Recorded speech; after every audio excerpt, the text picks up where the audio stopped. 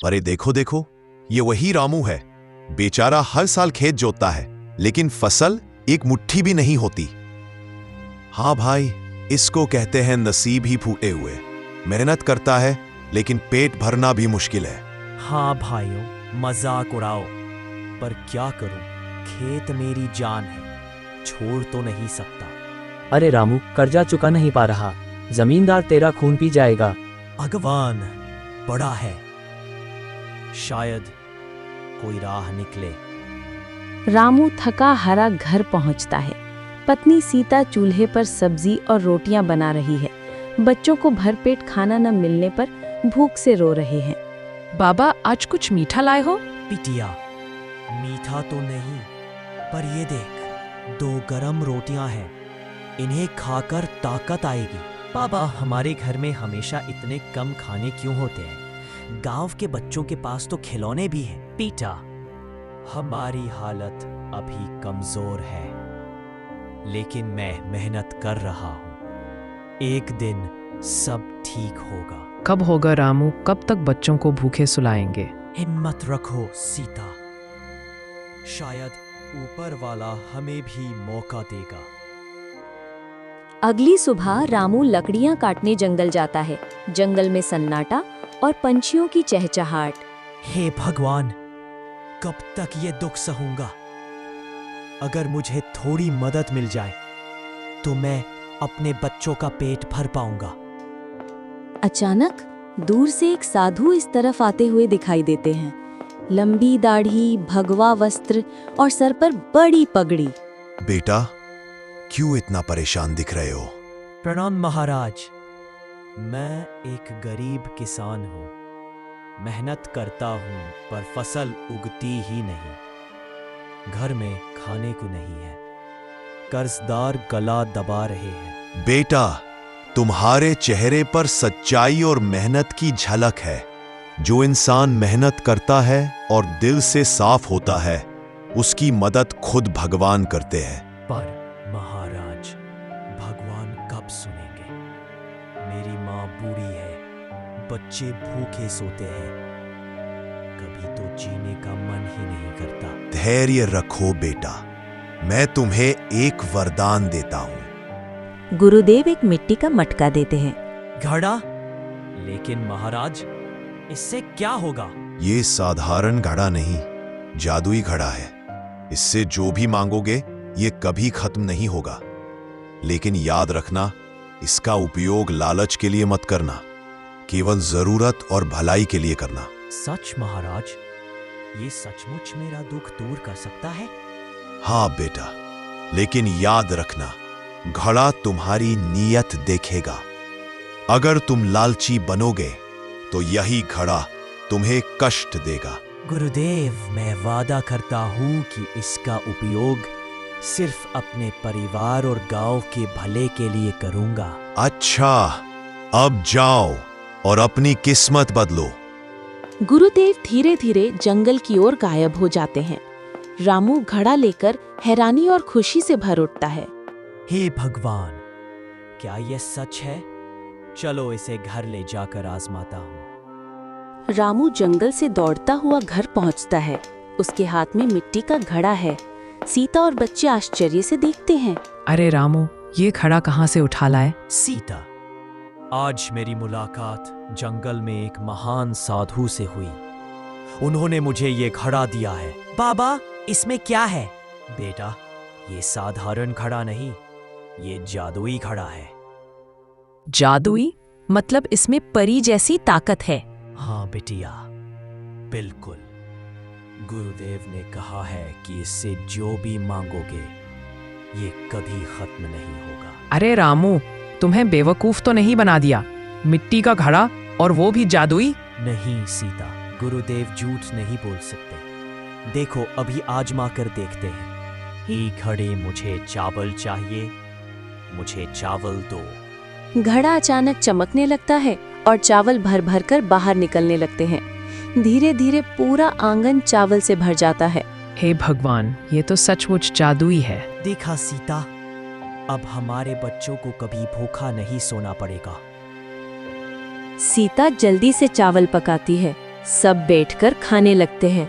पापा, आज तो मजा आ गया। इतना स्वादिष्ट खाना मैंने कभी नहीं खाया। अब तो हमें रोज भरपेट खाना मिलेगा, है ना बाबा? हाँ बेटा, अब हमारे घर में भूख नहीं रहेगी। आज लगता है जैसे भगवान ने हमारी सुन ली। अगले दिन गांव के कुछ लोग रामू के घर आते हैं।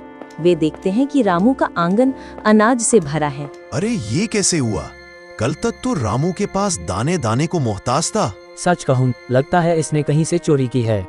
नहीं भाइयों, ये चोरी नहीं, ये ऊपर वाले की कृपा है। मेहनत और सच्चाई कभी व्यर्थ नहीं जाती। कुछ तो गड़बड़ है, पर चलो अच्छा ही है। रात हो गई थी और दोनों बच्चे सो गए थे। सीता और राम साथ में बैठकर बातचीत कर रहे थे। सुनो सीता, अब ये घड़ा हमारी किस्मत बदलेगा, लेकिन हमें इसका इस्तेमाल समझदारी से करना होगा। हाँ, लेकिन ध्यान रखना रामू, ये शक्ति अगर गलत हाथों में चली गई तो मुसीबत आ सकती है। सही कहती हो, गुरुदेव ने भी यही चेतावनी दी थी, लालच मत करना। अगली सुबह रामू जादुई घड़ा लेकर अपने खेत में आता है। फसल उगाने के लिए घड़े से बीज मांगता है। हे घड़े, मुझे खेत की जमीन बोने के लिए बीज दो। धीरे धीरे घड़े में से बीज बाहर निकलने लगते हैं। बीज का वहां पर ढेर हो जाता है। बाद में रामू अपने खेत में बीज को बोने लगता है। तभी सीता घर से रामू के लिए भात लेकर आती है। सीता देखती है कि रामू खेत में बीज बो रहा है। रामू, ये बीज कहाँ से आए? कल तक तो घर में कुछ भी नहीं था। यही तो जादू है सीता। मैंने घड़े से थोड़े से बीज मांगे और देखो, ये कभी खत्म ही नहीं हो रहे। धीरे धीरे समय बीतता गया। खेत हरे भरे हो जाते हैं। सुनहरी फसल लहलहाने लगती है। ये देखकर रामू मनोमन बहुत खुश हो रहा था। गांव की चौपाल में सभी किसान जमा होकर बैठे हुए हैं। तभी रामू खेत से अपनी हरी भरी थोड़ी सी फसल लेकर आता है। अरे रामू, ये कैसे संभव है? हमारे खेत सूखे पड़े हैं और तेरी फसल सोने जैसी चमक रही है। लगता है भगवान इस पर खास मेहरबान हो गए हैं। या फिर इसमें कोई चाल है? भाइयों, मैंने बस मेहनत की है और ऊपर वाले ने कृपा की। मैं चाहता हूं कि मेरी खुशी पूरे गांव की खुशी बने। मतलब तुम कहना क्या चाहते हो? मतलब ये कि मेरे पास जितना अनाज है उसमें से हर गरीब घर को हिस्सा मिलेगा, कोई भूखा नहीं रहेगा।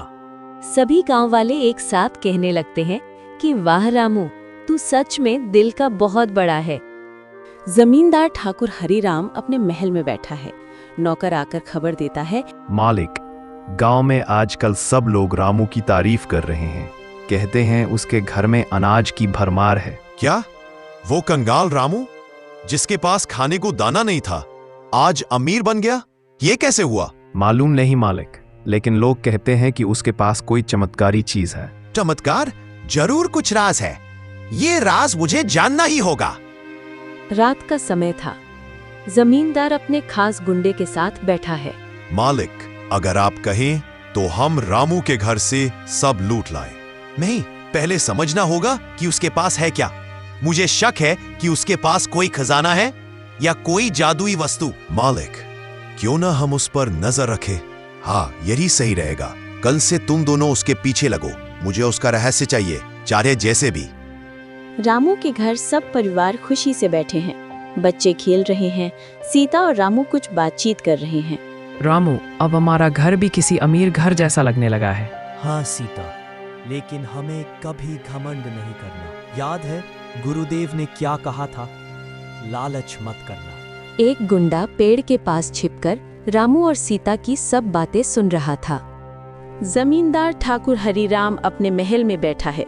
उसके पास गुंडा खड़ा है। रामू की फसल देखी? ये आदमी गरीब था, अब अमीर बन गया।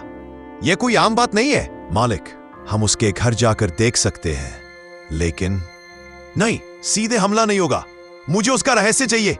पता लगाओ कि वह घड़ा कहां छुपा कर रखता है। मालिक, अगर हम घड़ा चुराएं तो मैं उसका इस्तेमाल करूंगा और उससे भी ज्यादा अमीर बन जाऊंगा। रात का समय था। रामू के घर अंधेरा था। दो बच्चे सो रहे थे और रामू और सीता बैठे हुए थे। तभी गुंडा घड़े को चुराने के लिए घर में घुस जाता है और टेबल पर पड़ा घड़ा झपट्टा मारकर ले लेता है। रुको, यह तुम्हारा नहीं है। छोटे किसान, यह केवल तुम्हारा भ्रम है। अब यह गड़ा हमारे पास है। लालच तुम्हें कभी खुशी नहीं देगा। गुंडा घड़े को लेकर भाग जाता है। रामू उसका पीछा करता है। अरे रामू, वापस आओ, ये खतरनाक हो सकता है। डर नहीं सीता, मैं अपना परिवार और गांव बचाऊंगा। जमींदार महल में घड़ा देखकर खुश है। अब देखो, मैं अमीर बन जाऊंगा। सोना, रत्न, सब कुछ। घड़ा चमकता है, लेकिन अचानक अंदर से आग और धुआं निकलने लगता है और जमींदार घबरा जाता है। ये क्या हो रहा है? मालिक, ये तो उल्टा कुछ हो रहा है। घड़ा अचानक से जमींदार के हाथों से गायब होकर हवा में झूलने लगता है। रामू धीरे धीरे महल में प्रवेश करता है। जमींदार, तुम्हारी लालच ने तुम्हें अंधेरे में डाल दिया। घड़ा केवल ईमानदार के लिए काम करता है। ये कैसे हो रहा है? ये मेरे पास काम क्यों नहीं कर रहा? गुरुदेव ने कहा था, लालच मत करना। यह घड़ा तुम्हारा नहीं है। अब इसे सही हाथों में रखना ही होगा। मालिक, हम सच्चाई के सामने हार गए। जमींदार रामू को उसका चमत्कारी घड़ा वापस कर देता है। अब गांव के लोग और मेरा परिवार सुरक्षित है। रामू अपने घर वापस आता है। सीता और बच्चे उसका इंतजार कर रहे थे। रामू, तुम घड़ा लेकर सुरक्षित लौट आए। अब जमींदार हमारा कुछ नहीं कर सकता। हाँ, लेकिन याद रखना, शक्ति और सुख का सही उपयोग करना ही सच्चा आनंद है।